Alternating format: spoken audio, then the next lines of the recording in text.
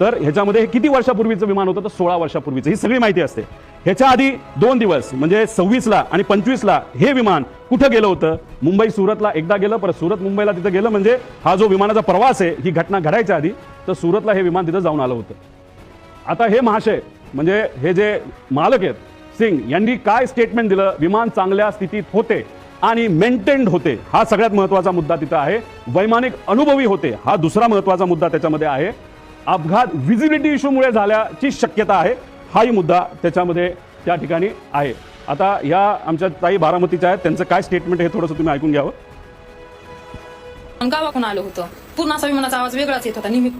म्हणजे यांचं आणि तिथं असणारे बरेच काही हे आहेत की त्यांचं असं मत होतं की रोज तिथं जे पायलटला शिकवलं जातं त्याची विमानं रोज ये जा करत असतात. दादांची विमानं बऱ्याच वेळा आलेली आहेत, मोठ्या मोठ्या व्यावसायिकाची विमानं आलेली. पण हे विमान जेव्हा त्या गावाच्या वरून गेलं होतं, एक तिथे जवळून गेलं होतं, त्याचा आवाज थोडा वेगळा आला होता. म्हणजे कदाचित मेंटेनन्सचा हा मुद्दा असू